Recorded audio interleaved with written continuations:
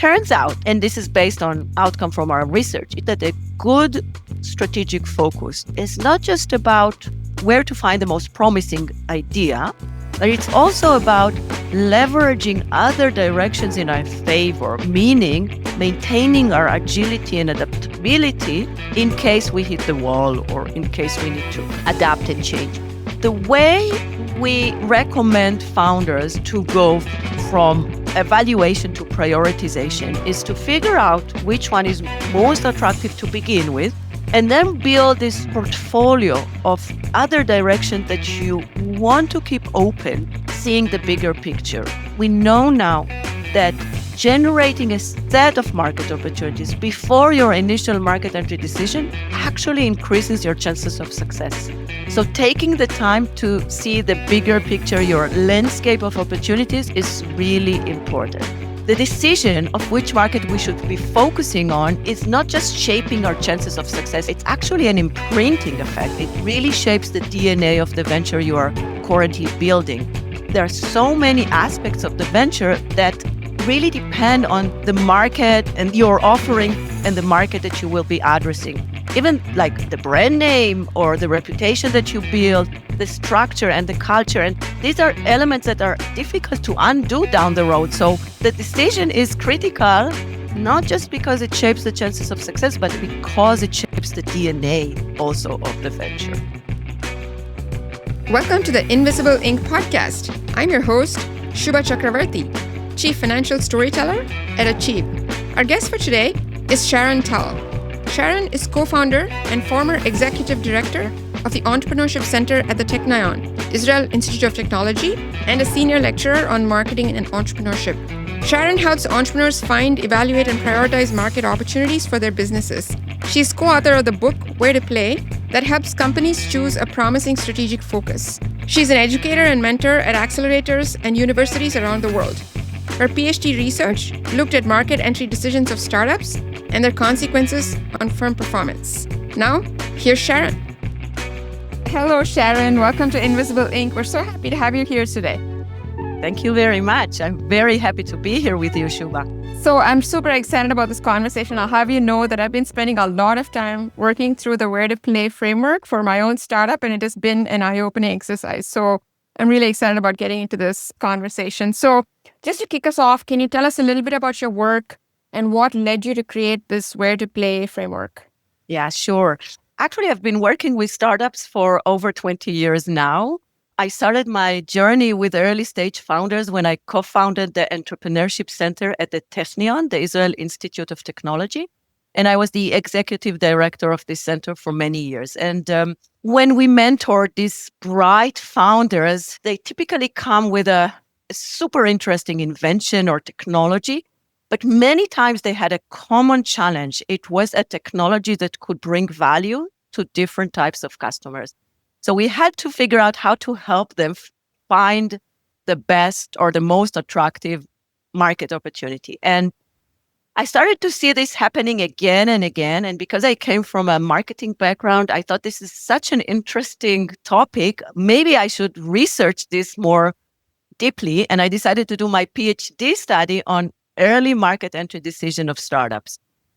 And then together with one of my supervisors, Professor Mark Gruber, once we finished the studies, we realized that we have so many insights, not just for developing the theory or for theoretical contribution, but also for practitioners. So we just had to make this leap from the theoretical world to practitioners and create something that would help them figure out how to discover the best market for their innovation. Which brings us to the book and the actual framework. So for those of us who are not familiar, can you just give us a very brief overview of what exactly is it and what is it meant to do? Sure. So if you think about an innovation that could bring value to different types of customers or actually be the baseline for even different types of offering, the very first thing you need to do to find your best market is to understand your landscape of opportunities. Where can this bring value? Who might need this? The second question you need to figure out is, all right, among these options, which one is more or less promising for us? And then finally, the third question is, all right, how do we now prioritize and take this understanding and develop a roadmap with the right focus? And this is exactly what Where to Play, the framework, is all about. We actually call the framework the Market Opportunity Navigator, and it includes 3 steps that address these 3 questions. So step number 1 is about generating your set of market opportunities, really understanding your landscape of opportunities. Step number 2 is about evaluating them in a systematic manner so you can compare different directions. And step number 3 is about generating a strategic focus or a smart strategic focus, prioritizing these market opportunities in a way that would increase your chances of success. So there are 3 steps for this framework and 3 dedicated worksheets that guides you through the process. I like what you mentioned about market opportunity, and this may sound a little trite, right? So markets are everything. I come also from an investor's mindset. Mm-hmm. But can you talk from a research standpoint, are there specific outcomes that you've seen that differentiate startups that have taken a conscious and deliberate market opportunity selection approach versus those that just stumbled into it? I understand that it's important. I'm just trying to understand tangibly what are the differences? Right. Yeah. So here's an interesting insight that was from a research that was done by a British company called CB Insight. They actually looked at 101 startups that failed, that ceased operation. And they asked the founders, now that you have closed your startup, can you share with us why? And it turned out that the number 1 reason for startup failure is no market need. And that was mentioned by 42% of the failed founders.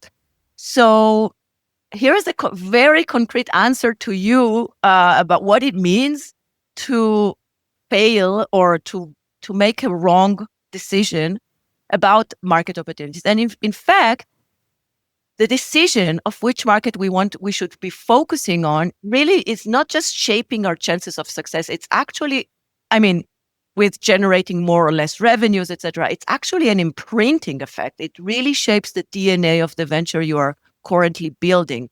So think about, there are so many aspects of the venture that really depend on the market and your offering and the market that you will be addressing. Even like the brand name or the reputation that you build, the structure and the culture. And these are elements that are difficult to undo down the road. So the decision is critical, not just because it shapes the chances of success, but because it shapes the DNA also of the venture. And now both of the points you made, and I'm familiar with the CB Insights research. And what's interesting to me in what you said was that these 42% of firms said that there is no market need, but that presupposes, which is what we'll get into, is that you have a technology that could have found a market somewhere else, which is the whole point of what we're talking about. So I want to kind of narrow it down to sort of STEM/deep tech type areas, because that's where you have like essentially a solution that's looking for a problem if you put it in a different way. So can you talk a little bit about, you mentioned all the inventors that you worked with. What are some common missteps that you see STEM and deep tech founders taking when they're trying to enter a new market? Right. So first, let me just mention something. I don't like so much the phrase here, solution looking for a market, because it seems like a wrong thing. But it's actually not a wrong or a problematic path. The reason for that is that, to have a good business opportunity, you need to find a match between a clear market need and an innovative or novel solution to address this need. And the fact that we have an invention or innovation still doesn't mean that we are not going to do this whole search for a clear market need and a unique, novel solution to address this need. So I'm a bit reluctant with solution looking for a problem, because it always sounds bad, but it's definitely fine to start a company based on a unique set of competencies. You just need to run the journey of understanding and finding your product market fit. So that's just a little comment before we move on. And then about your question on typical mistakes. So the first and most common mistake that many people talk about is founders falling in love with their initial idea.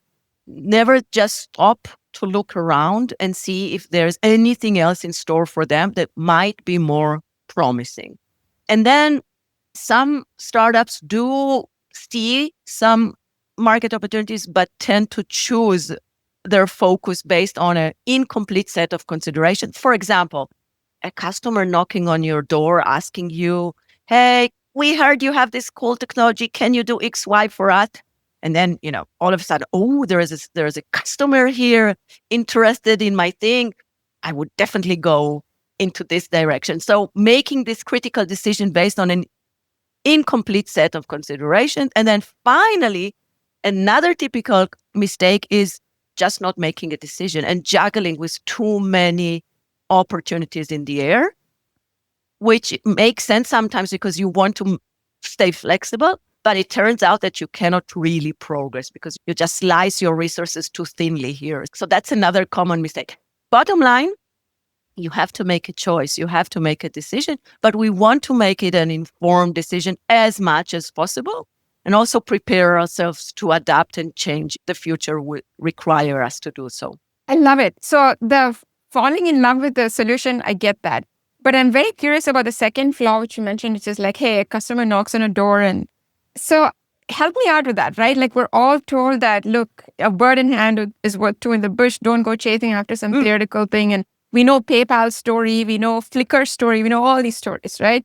Basically, PayPal did exactly what you said was a flaw, which is they said, hey, customers were knocking on our door and they wanted this web app. And we said, we don't want to deal with it, go away, and things like this. Yeah, so that's the other, right? So you're looking here at another outlier, right? I mean, I would probably say both are problematic. Like, don't ignore customers that knock on your door. But on the other hand, just the fact that one customer is knocking on your door still doesn't mean that it's an attractive opportunity. My point is, if customers are knocking on your door, that's fabulous. That's great.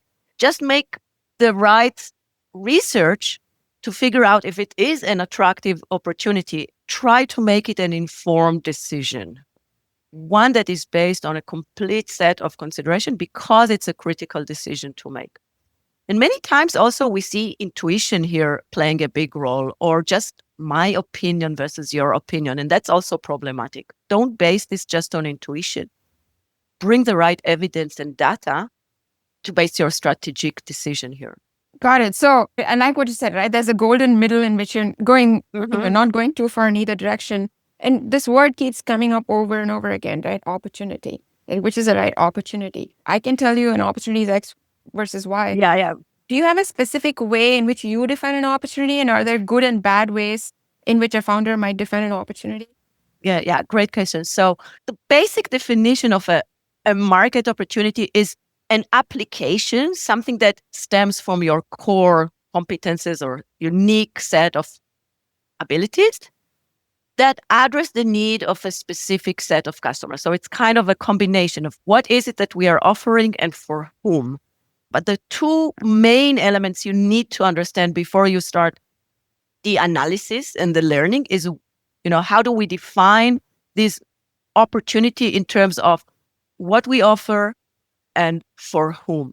Now, what we see many times happen is that this definition is not well stated or not clearly stated. For example, we have this predictive maintenance solutions for industrial machineries. That's nice. That's great. But what type of industrial machineries? Who exactly are the customers? Where would you find your customers? So defining it too broadly is one of the major mistakes here. We need to keep in mind, and there's a very well-known saying in marketing, one size fits no one. And many times founders think that if it's the very same technology or the very same offering, why not just open it to anyone that would find it valuable?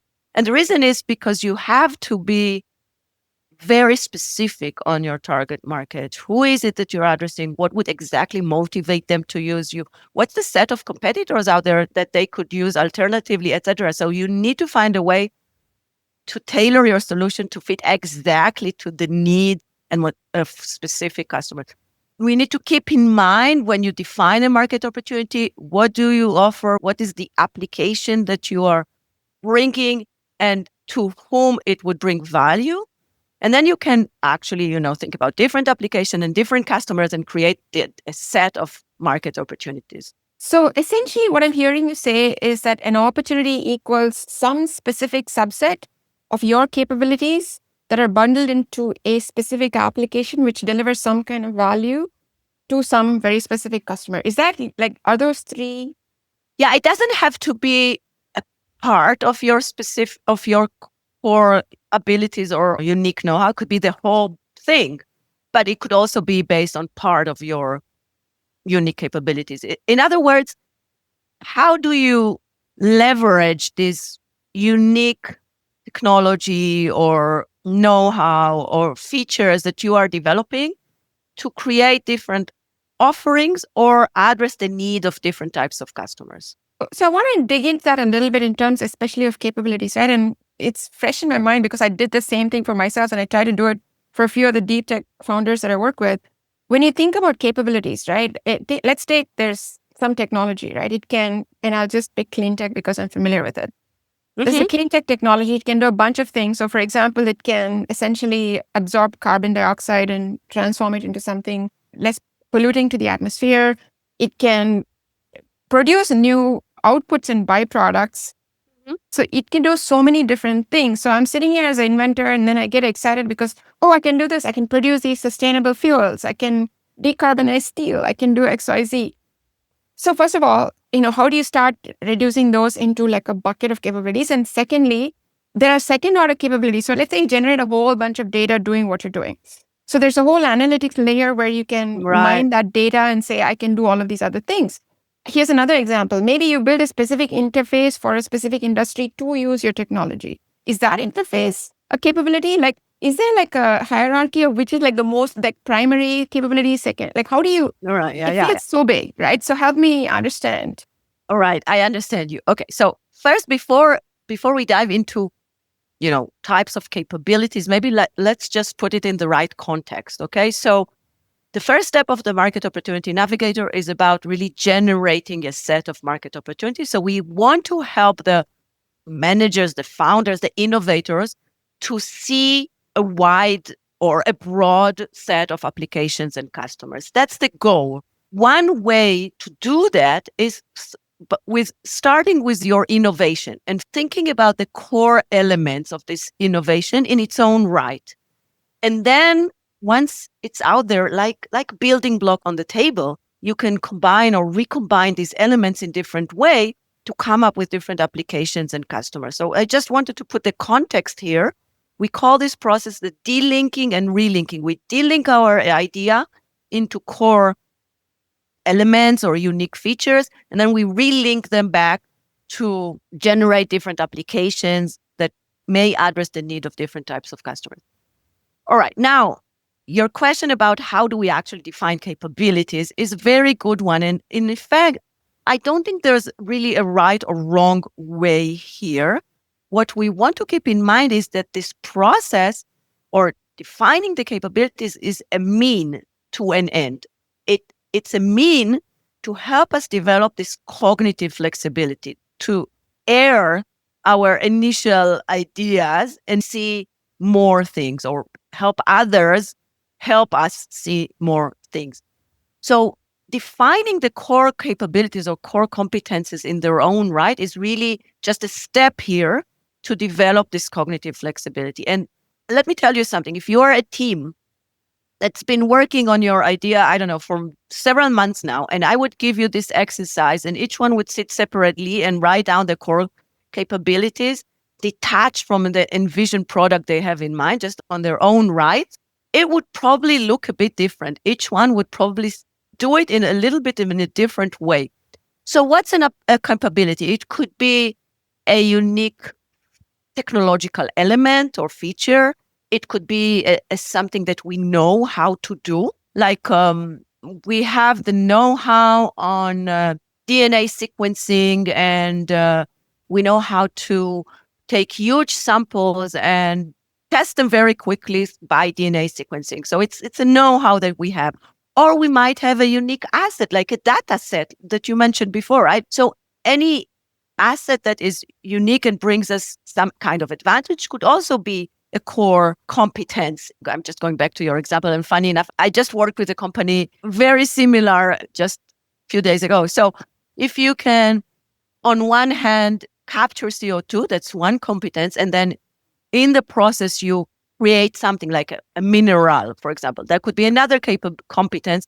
And then during this process, you also provide some advantage to the production line or whatever. That could be another. So it's fine. I mean, you don't need to be selective here. You can really just describe, characterize these unique elements that you bring to the table and explain their functions, their properties, and also their limitations, right? Like, for example, if this CO2 capturing technology only works under specific conditions, then write down this limitation because, as I mentioned, it's a mean to help us see more applications, but we also need to understand if there are things that this technology cannot do, right? So basically, what I'm hearing you say, and tell me if I understood you correctly, is first of all, there's no limitation, be expansive because that's the whole point. And then secondly, can I try to work through how this works in real life and then identify what are the components, whether it's process knowledge, whether it's an asset you use or a specific invention you bring to the table, and that's okay. Got that. So now you have maybe 10, 15. Is there a limit to the number of capabilities you need? Yeah, no, I mean, I think you went very big here. Typically, I would say it's somewhere between 3 to 10, not more than that. I actually, it's difficult to work even with 10, but if it helps, that's fine. Like, it doesn't have to be, there's also a question of, the granularity here, right? In reality, when we decompose our idea into its core components, it's also a question of how refined we define the competencies. So again, I always say there's no right or wrong way here, as long as it helps you to see or develop this cognitive flexibility. One quick question here is, when you're the inventor, and I've seen this sometimes, they tend to get fixated on the one thing. You mentioned this earlier yourself. It's like one specific application, one specific part of that process or invention that they like, to the exclusion of others. How can they prevent, take these blinders off and make sure they're exercising that cognitive flexibility that you talked about? Yes. So I think this delinking process is valuable because of two broad reasons. First, once you see your building blocks on the table, you might realize that, hey, maybe one or two of them are interesting in their own right? We don't need a whole bundle. For example, we had this team that was working on an algorithm to help radiologists read brain CT in an automatic manner. And one feature that they have developed is what they call noise reduction element to increase the quality of the image before it goes into their algorithm. And suddenly, once they did this exercise, they realized that this noise reduction element is actually interesting in its own right, because you can now bring it as an add-on maybe to existing CT scanners, lower the radiation, and produce the same level of image quality. So breaking your technology or invention into its components helps you first to see that you don't necessarily need all the elements, or maybe you need another one that you currently don't have that might open up completely new directions for you. So that's one thing. And the second thing with this blind spot that you mentioned is, look, it's really very natural to have blind spots because we only see what we see, right? We only know what we know. So if we have a prior experience in some industry, we would typically see ideas coming from that. The way to overcome this blindness is to involve other people in the discovery process. But to involve other people in the discovery process, you really need to explain them in a simple way. What is it that you have on the table? And you want to explain it to them detached from the envisioned product that you have in mind, because you want them to come up with applications and customers, right?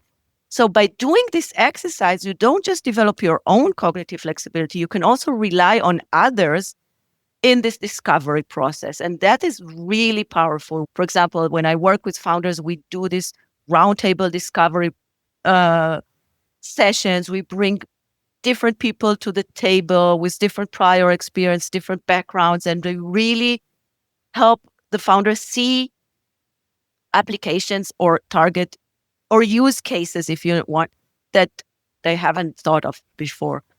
And lastly, I would say, just because you mentioned blindness, how do you make this discovery process more effective? We recently also see a lot of value in using LLM model like chatbots. You can rely on GPT or any other LLM chatbot you are using because they have a 360-degree view of the world. It's like another teammate that with a super broad view, but you want to prompt them properly. So how do you prompt them properly? You explain the core competences that you are developing, even if they're not ready yet. But what is it that you will be developing, right? And then ask the chatbot, what can we do with this? Who may need this? Now, this semi-structured discovery process helps you air your own cognitive limitations, but also allows you to rely on others in this identification. And the goal at the end is to have a broad set of market opportunities that you want to further explore. And if you can find some variance between these market opportunities, that's great. It's not always the case, but it's great. Just one last question on the market opportunities. We talked extensively about capabilities and use cases. And we talked about applications and applicable to specific customer segments as a key step in identifying market opportunities. Can you talk about how a founder can come up with different enough applications? Should they be different? Or what is the guiding rule there for generating? And give me some examples, that'd be great. Okay, it really depends, right? I mean, sometimes you are developing a very contextual technology, right? Like a medicine for a specific cancer. That's highly contextual, right? So you don't have to force it, but I would actually encourage even this type of founders to say, all right, what is this medical procedure based on, right? It's like maybe a unique RNA processing, maybe a unique delivery system, maybe, I don't know, some understanding of how biological molecules can help us do something. And then once you put this as your core capabilities here, you might realize that, right, this could be a medical treatment to the specific cancer that you had in mind, but it might also bring value in other types of cancers or maybe in other types of medical conditions. That's still, I would never urge someone like this to say, all right, what else can you do beyond medical applications? Because it doesn't make sense at all, right?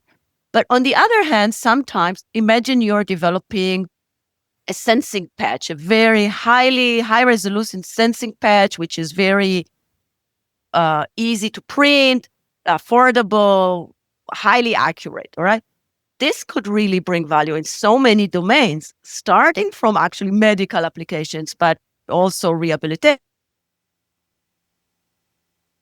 and gaming and industry and whatnot, right? Robotics and machineries, etc. So here you can really think about a very broad set of applications and then the customers that may need it. So I would say I always encourage founders to take a step back, try to see really the broad landscape of opportunities. It doesn't mean that they really need to explore all of them or really research all of them. You then you choose those that you select, like 2, 3, 4, 5 ideas that you want to further explore. And they could be far away from each other, but they could also be relatively related or close. So basically what I'm hearing is when you have these set of market opportunities, which is, hey, I'm going to give, for example, taking the sensor patch, one market opportunity is sensor patch for health, for medical conditions. One is sensor patch, I'll just make this up, for sensitive industrial equipment. Mm-hmm. That's an application. But and the customer is, just before you continue your question, this example is the application. What can you do with this patch? And then who may need it? So like, for example, a patch for medical diagnostics, whatever, or treatment, I don't know. could be the application. Now you can think about maybe cardiologists who may need a super sensitive device, maybe, I don't know, gynecologist, etc. And then these combinations is what are your market opportunities. So then now you have potentially like 5 or 10 with just 2 applications, you might generate 10 market opportunities because Right. each of them is applicable to all Exactly. of these sub-segments of customers. Exactly. So what I'm hearing Exactly. you say then, extending what you just said before, is I have this list of, let's say, 10 market opportunities, just application plus customer segment. And I heard you say use your intuition to kind of boil it down to a much shorter list of Right. how many? Like 3, 4? What's a good? Yeah, I mean, it depends. Again, it also depends. But I typically say use some very basic critical selection criteria like, do you really believe there's a real need here, right? Can it bring real value here? Or is there anything that may hinder your success? Like imagine you don't want to go into highly regulated market.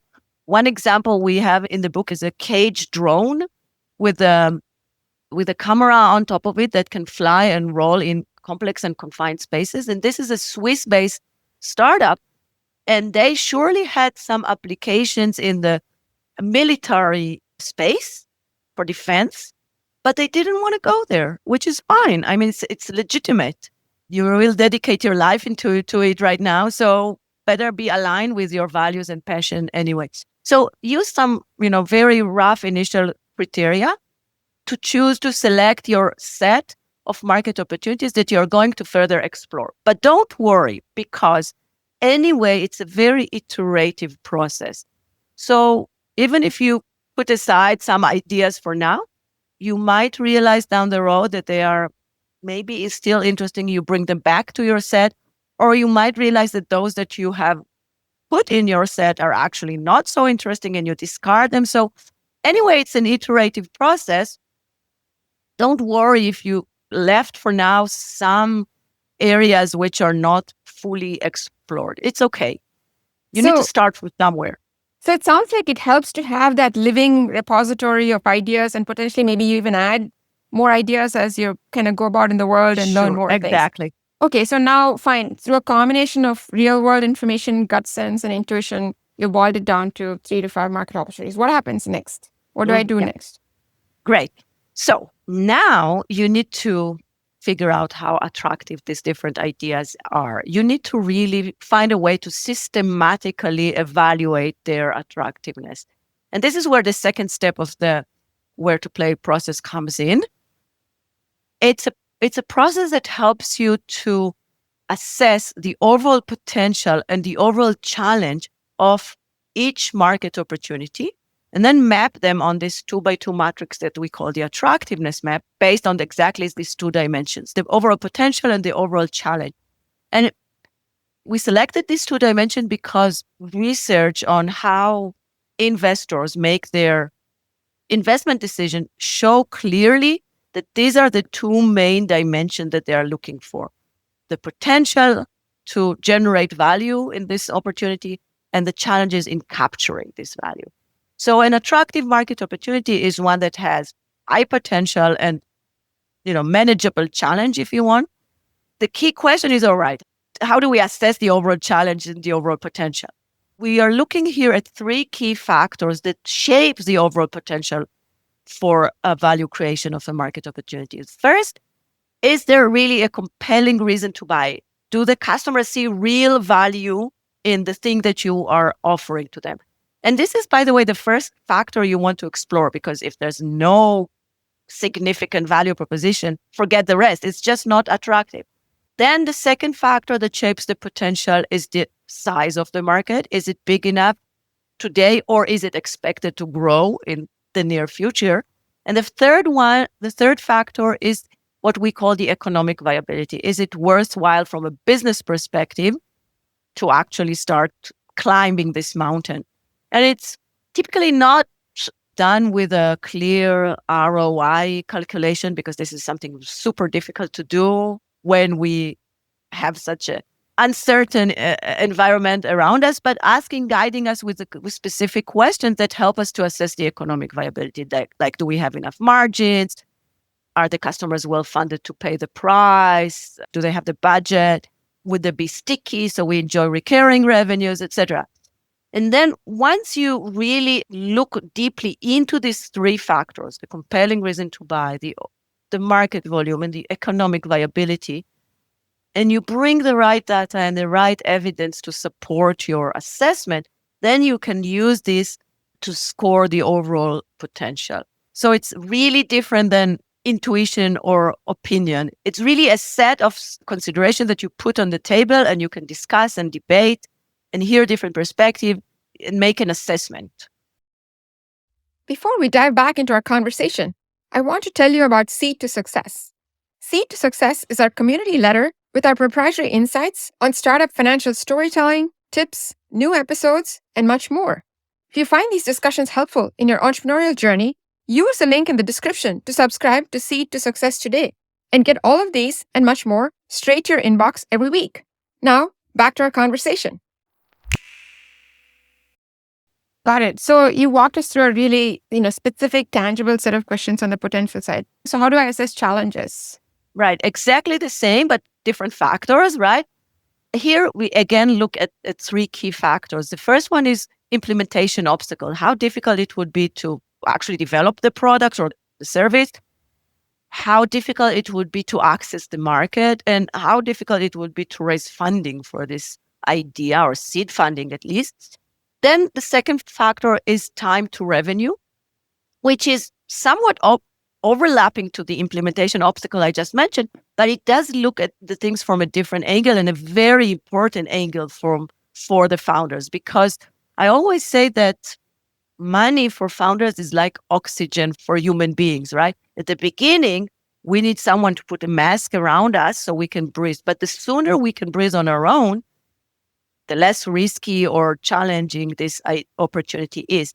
So we look at the time element in its own right.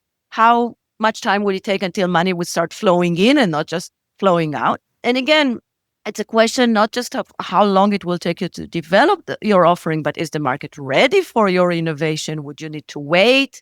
What's a typical sales cycle in this area or domain, etc.? And the last factor, the third one, is the risk in the business environment. So these are things that you really don't control, but may hinder your success.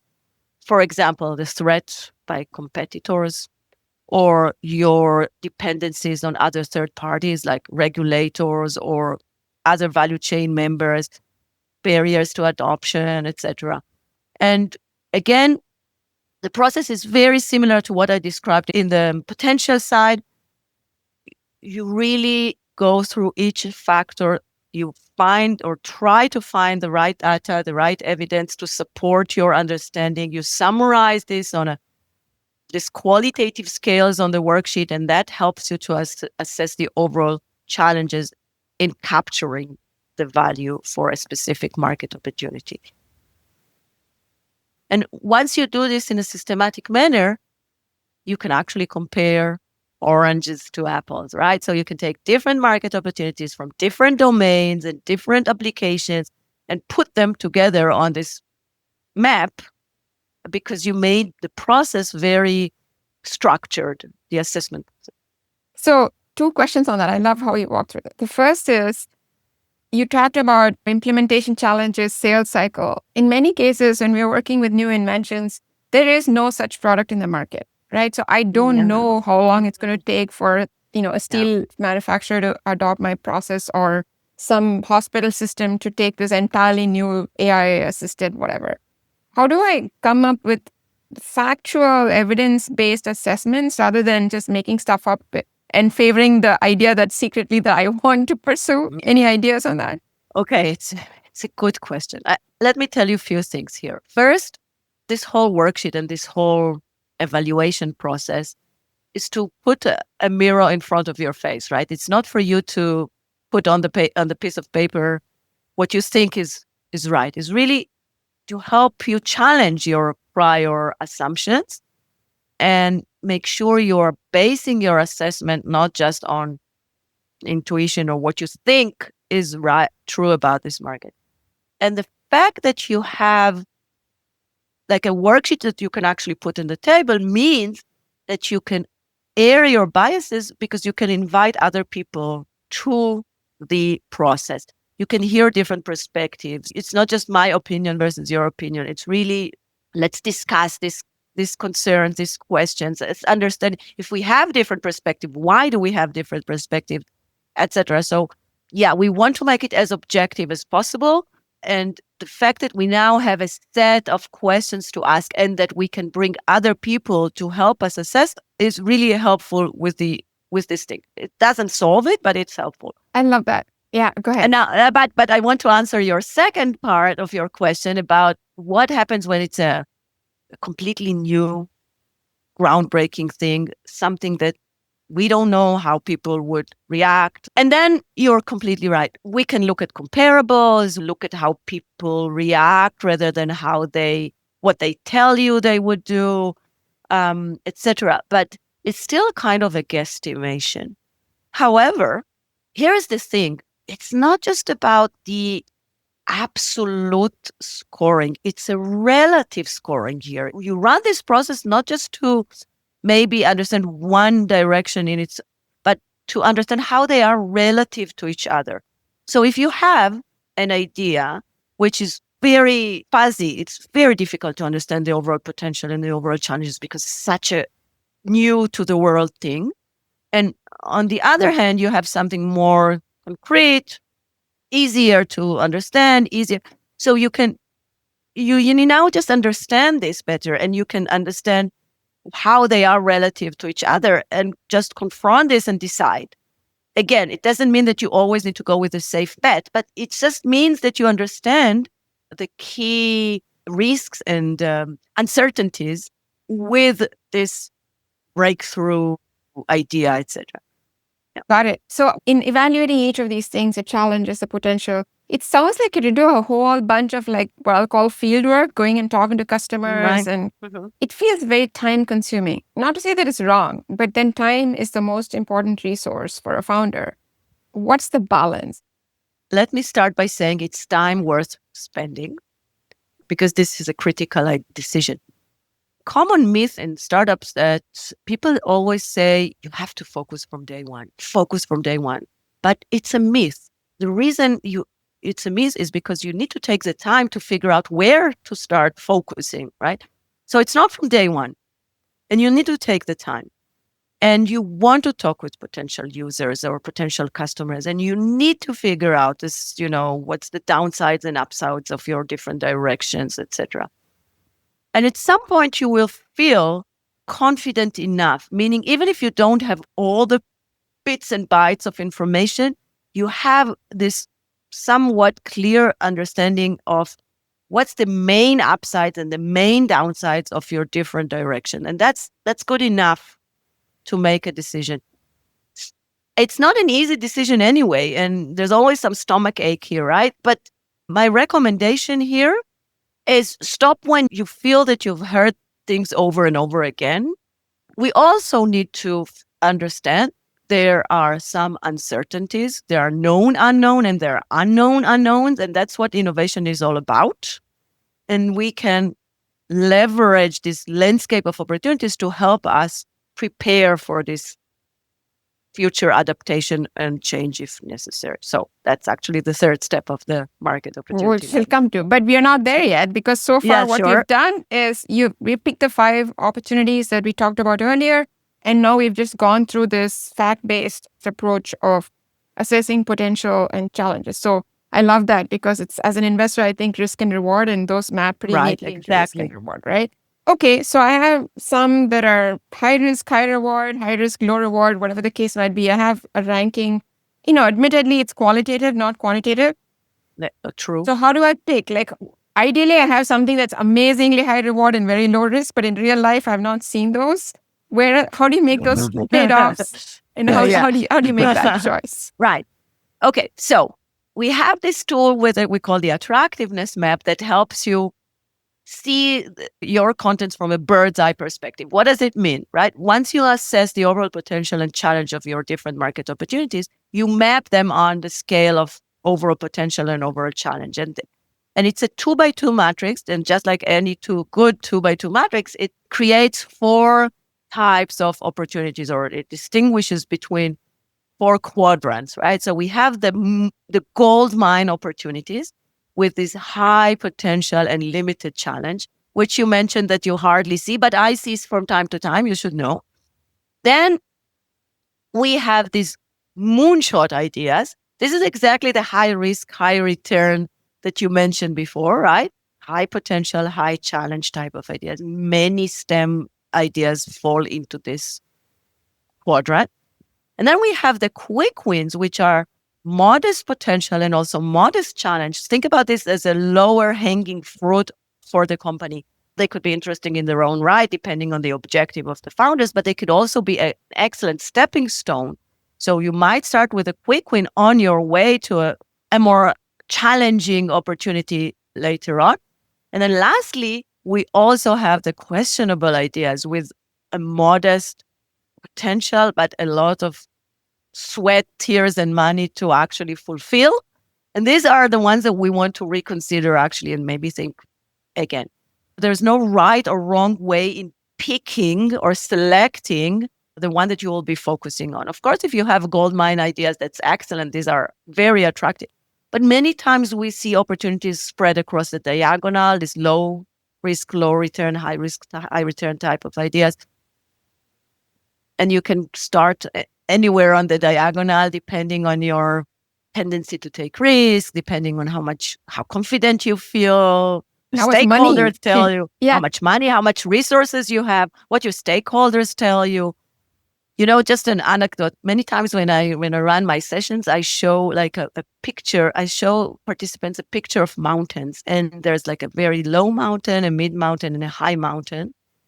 And I ask them, like, you have to choose your market opportunity, assuming market opportunities are a mountain around you. Which one would you choose? And it's always super interesting to hear because there's always a diverse answer. People tell me, of course, I would start with the lower one just to make sure I can climb something. And others people say, if I started this journey already, I would definitely go for the highest one, etc. So it's really there's a lot of issues around the founders themselves and how they choose the low risk, low return or high risk, high return type of ideas to begin with. By the way, my point when I show them the mountain is not whether they want to start with the smaller one or the higher one, because then I take a step back and I show them a wider perspective of this mountain analogy. And there are many other mountains around them. So it's actually about seeing the bigger picture. If you want the lower one, it's actually maybe this one and not that one, or etc. So that's my point when I show them the mountain. But it's always fascinating to see how different entrepreneurs have different inclination about risk and return. So is this the point where you talk about the founder market fit? So what's a good market for someone may not be a good market for another one, because you're talking about two very different founders with two very different backgrounds. Right. Yeah. So I think whenever we talk about how do we go from this attractiveness map and the bird's eye perspective into a clear strategic focus, I always say the map is like a kind of an objective scoring of the potential and challenge. But on top of it, you think about other layers that you can add when you make your decision. And the founder's passion, values, etc., is one layer that you can put on it.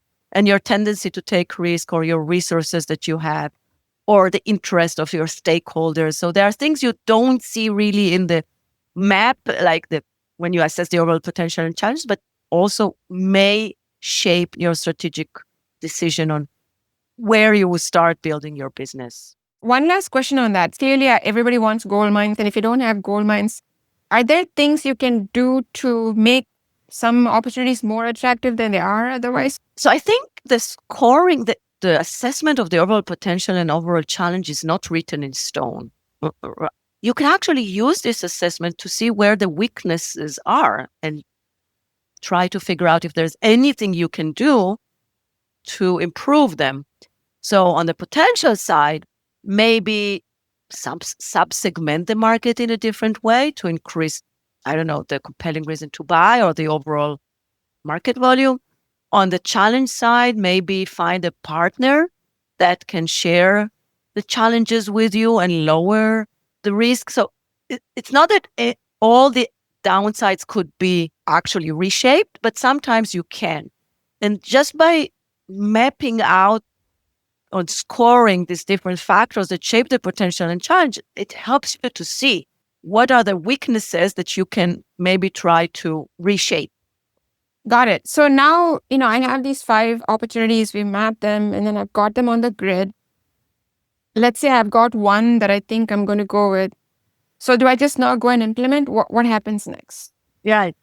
So first, it doesn't have to be 5. We are just talking like 5 market opportunities. Could be less or more. But I would say somewhere between 3 to 5 is a good starting point to make the most out of your evaluation process. And it brings us to the third step of the Market Opportunity Navigator, a step that we call the agile focus strategy. It turns out, and this is based on outcome from our research, it turns out that a good strategic focus is not just about where to find the most promising idea, but it's also about leveraging other directions in our favor, meaning maintaining our agility and adaptability in case we hit the wall or in case we need to adapt and change. The way we recommend founders to go from evaluation to prioritization is to figure out which one is most attractive to begin with, and then build this portfolio of other directions that you want to keep open, maybe for a backup if you're not successful with your primary market, maybe for growth if you are successful with your primary market. You want to keep them open so that you're able to move into them in the future in an easier manner. And that's why we call this the agile focus strategy. And by the way, you also want to say no to some direction. So saying no to some idea is also sometimes not easy. In fact, it was Steve Jobs that mentioned that the hardest thing about focusing is not saying yes, it's actually saying no, right? But it's something you need to do. So this idea of the agile focus strategy is figuring out what you will be pursuing now with your full force. What are some selected options that you just keep open and which ones you place in storage? And let me just explain one thing about keeping options open, what it means, because sometimes it's not that intuitive.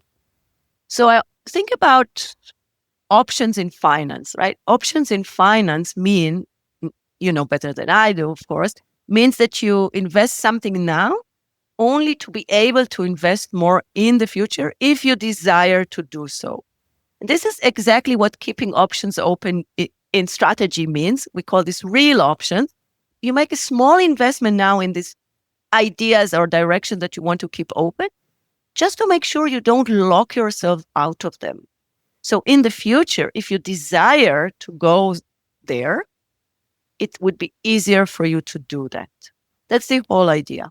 Are there examples of things that would represent building a real option that you think are broadly applicable? Like what? So first, what is a good candidate for a backup or growth option? Once we set up our primary market, right, our primary focus, think about what we call related market opportunities, one that are somewhat synergetic, that share the same resources, networks, and capabilities that you are already developing. So you can leverage them in the other directions as well. And there are relatedness in terms of the product and relatedness in terms of the customers and how close the customers are.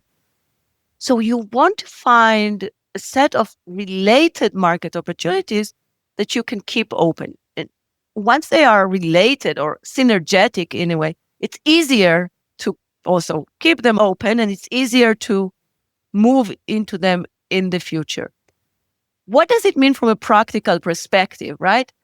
Let's say you invest 80% of your time on your primary focus. You don't want to defocus here. It's not about defocusing. You invest most of your time on your primary market. But think about this 10, 20% of your time that you just invest to make sure these other directions are still open for you. For example, you build your technology in a more modular manner. You build your reputation and brand name in a way that would allow you to change direction. You gather the people around you, the employees, the stakeholders, in a way that would allow you to move into these other directions that you keep open. It's really about having the foresight on where you could go next. Helps you to bake agility into the DNA of your venture, but with a small investment. So you can still focus and put most of your efforts into your primary market. Awesome. So now I have a clear picture. I have a primary focus. You help me figure out a backup and potentially a growth option. And now I'm being smart about, even whether I go about how I build this product or which customer relationships I build and keeping these, optionality bets in the background. But I still have to go out. I still have to make decisions on things like brand name. I have to communicate with investors. Is there a way that I can communicate to integrate this flexibility and allow me the breathing room to move later that you've seen work better, and what should I avoid as a founder? Yeah. We need to keep in mind that the Market Opportunity Navigator is one tool in a set of important tools for founders. So once you run through this where to play process and you figure out your primary market, you still need to go further, explore and validate it, for example, with lean experimentations, etc. And also validate your business model. But it at least helps you to do this deeper research in the boundaries that are well defined and properly selected. Then once you have this clear vision on what is it that you'll be focusing on and where you could go next, think about how important it is for you when you build your vision, your mission statement, when you think about your partners, strategic partners, how you write your patents even, and the claims in the patents, if relevant. So there are many aspects in the way you build your venture and the story you tell about your venture that are influenced by having this foresight. An example of a mistake is a brand name that is not broad enough, so it locks you into a very specific narrow path, and you're not able to then grow or change direction. There's an Israeli company called Get Taxi. Originally, they were called Get Taxi, a bit similar to Uber.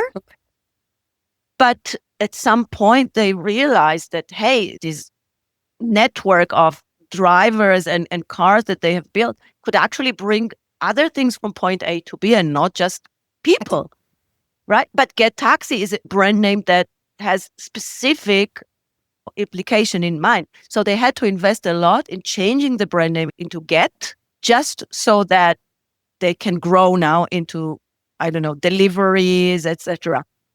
And if you're asking about how to tell this story to investors, actually turns out investors want to bet on a specific opportunity, right? They don't want to hear that you have 5 different options. Forget it, right?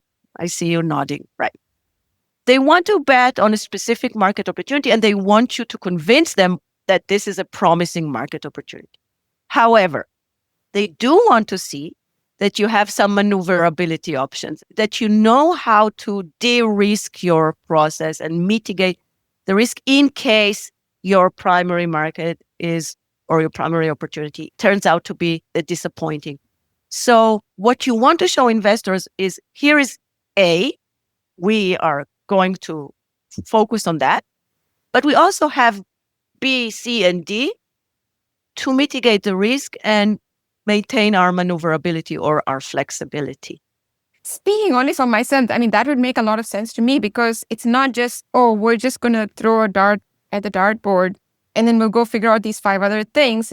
To me, at least as an investor, it would make much more sense and make me much more comfortable if you told me that the reason I have these as my backup options is because I'm already leveraging these markets or these product capabilities that I bring to the table. So you've already talked about a bunch of things I want to talk about. There's one thing in particular that I want to ask you, which is, if there's, from a STEM and a deep tech perspective, right, can you boil this down to like 3 actionable takeaways for especially STEM and deep tech founders? Yeah, I think with founders that are coming from the science or engineering domains, there's a bit of a shift in mindset here that the entrepreneurial journey is not about the technology, it's about the customers. And you really need to adopt this, like this mindset. It's a major difference. I work a lot with researchers, and it's really the key difference is you're not solving a problem for the science, you're solving a problem for the customer. Now, once you have this mindset in mind, right? The where to play process, I think the three key takeaways from this where to play process is first, the power of seeing the bigger picture. And by the way, this is proven by an academic study that was done by my colleague, Professor Mark Gruber, and his colleagues, and was published in Management Science. We know now that generating a set of market opportunities before your initial market entry decision actually increases your chances of success. So taking the time to see the bigger picture, your landscape of opportunities, is really important. Maybe this is the first takeaway I want the founders to get. The second one is the power of structured processes. It's, of course, the Market Opportunity Navigator, and there are other tools, very good tools out there. But just by walking through a structured approach, it helps you to make a more informed decision, but it's also a communication. It's a shared language, and it allows you to manage your knowledge over time, reflect on your learning, go back to what you've known and see what it means if you need to revisit your strategy, etc. So I think my second takeaway is adopt the structure. Don't base it on luck or intuition. Use structured approaches for that, for these critical strategic decisions. And lastly, and this is very, I would say in a modest way, it seems simple, like 3 steps, 3 worksheets, but it's actually a complicated process. It's a learning journey. As you mentioned, it takes time. You need to gather a lot of information.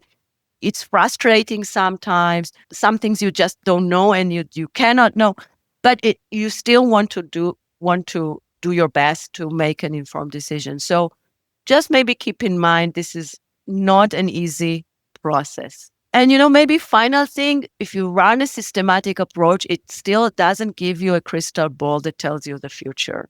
So we have to acknowledge uncertainty, and we have to live with this, and we have to prepare ourselves to, adapt and change over time. But yeah, this is important to remember as well. It's about the avoidable risk versus the unavoidable uncertainty. So you just narrow it down into something more controllable and more worthwhile for you to take that risk. I love it. So you talked a lot about the worksheets and the steps. Are there resources that founders can use to start implementing what you walked us through today? Sure. So if you visit wheretoplay.co, that's a website. There are plenty of supporting resources there. First, you can download the worksheets. They are completely free. There's a lot of case studies and how-to articles on our website. There's some webinars, etc. You can also enroll to a free edX course called Find the Right Market for Your Innovation, where we explain the whole process. And there's the book Where to Play, available in any format you like to read, in any e-commerce site where you buy or order your books. Great. And I have to make a plug for the book, because I first bought the Kindle version and then I got so into it that I then ordered the hard copy version. And I've been working my way through all of that. So from personal experience, it definitely was eye-opening for me. Just one last thing. You talked a little bit about Lean Canvas, or I should say Lean Startup, and then the business model canvas. Are there specific tips in terms of how this integrates, for founders and startup programs that work with these approaches and frameworks? What have you seen work well in terms of where this fits into the broader scheme? Yes, I love this question. When we launched this book, we met Steve Blank, the godfather of Lean Startup methodology, and he immediately got it. He said, all right, it's a tool to help us stop playing target market roulette, right? Because the Lean Startup process assumes that you have a starting point, that you know where you want to experiment. But many times you just don't know, right? And many times there's a broad set of directions where you can go. So it's a it's a front end of the customer development process that you can use to map out your landscape of opportunities, set the boundaries for your lean experimentation process. However, again, we want to keep in mind it's an iterative, it's not a staged process, it's an iterative process. So you can zoom in and you can zoom out and zoom in and zoom out until you find really or have confidence in the data you gathered to set your strategy. So where you start, it's a good question, because sometimes you can start with the where to play, set the boundaries, and go into the lean experimentation toolset.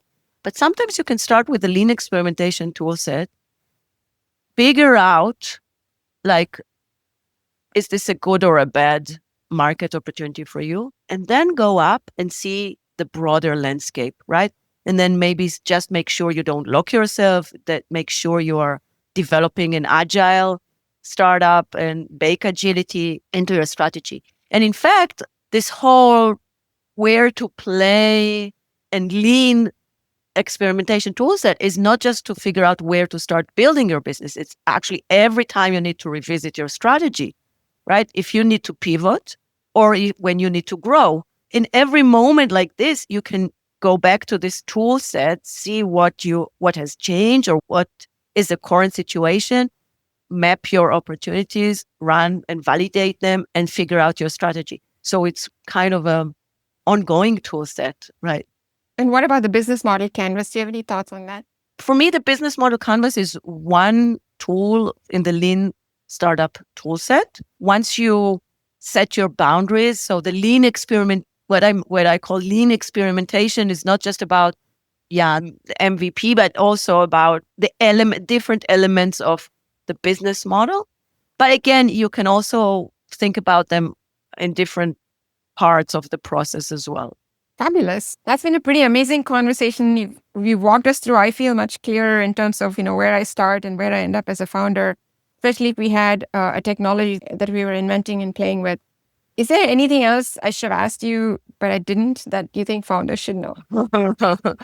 Wow, Shubha, I think you were so thorough here with your questions. And I also love the fact that you come from the trenches, that you actually read the book and practice it on your own startup. So I think you really feel the pain and the core question, the key question mark that come into mind when you approach this. So maybe just a final comment. We've talked about STEM and deep tech, but I also want to put here on the table the fact that it doesn't have to be a deep tech technology. The question of where to play could start from any unique set of competences, right? So, for example, I'm assuming you are a consultant or an educator or I'm a founder, a facilitator, right? Okay, I am a consultant and a facilitator and an educator, and I can apply it myself to figure out which market to focus on now. So it doesn't need to start just from the whole process, doesn't need to spark just from a core technological invention. It could start from any set of unique competencies. That's what I wanted to also highlight here. Wise words. And with that, I'll say thank you very much. It's been an amazing and fun conversation. I've learned a lot, and I know that our founders will as well. So thank you so much for taking a lot of time out of your day and walking us through this super valuable framework.